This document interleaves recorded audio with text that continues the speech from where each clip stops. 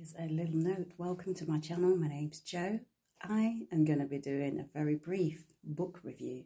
Now, if you check out these two books, I got these at Waterstones roughly about 2 months ago, probably a little bit more. Having said that, it took me a while to sort of pick up the first one and sort of indulge in that, and then pick up the second one. Totally different storylines and themes and culture and things like that. So I really had to digest the first, which was by Sophie Kinsella. Yes, My Not So Perfect Life. Definitely one for, yeah, it's just one for reading on the tube, reading, you know, your nighttime, reading in bed sort of thing.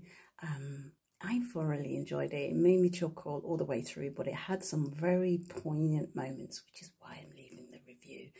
So if you're feeling that you want to up-level your skills or your life, or needing a bit of inspiration or upliftment in terms of taking things as they roll, then this book is definitely for you.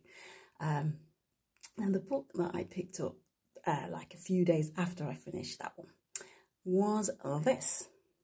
I felt like, nah, I can't get into it, I should be able to get into this. But obviously I was still digesting the earlier read, but it's definitely worth sticking to. Yes, what's it called? Honey and Spice.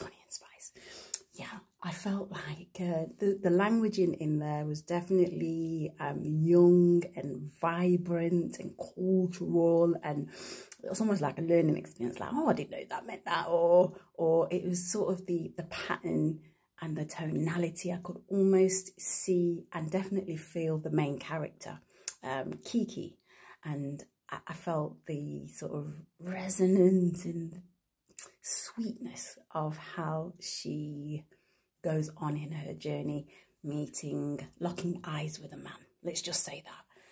They were actually about 20, I reckon, anyway. So they are still, you know, classed as young people, but really and truly, I think the themes definitely is just intergenerational, as well as, you know, there's just no age really, and it's beautiful. It's beautifully told, very descriptive in certain parts, and I think that's needed, and it's just fresh and written by an African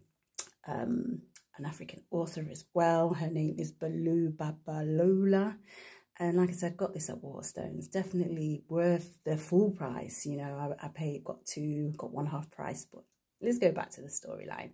Don't really want to give too much away, but it's definitely worth taking your time, because there's a lot of different themes that this particular story deals with, and it deals with it steadily, and yet at the same time you can see that you're turning the pages really quickly, because you just want to know more. You're just devouring it. It was a slow burn, but yeah, definitely burned all the way through that. From like I would say an eighth of the way through, it's like, yeah, I'm looking forward to reading this at night and just winding down with this book.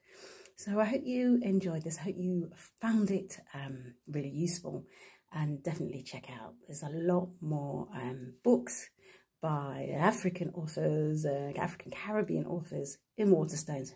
I won't say right now, because I've seen that quite a while, yeah, a couple of years ago.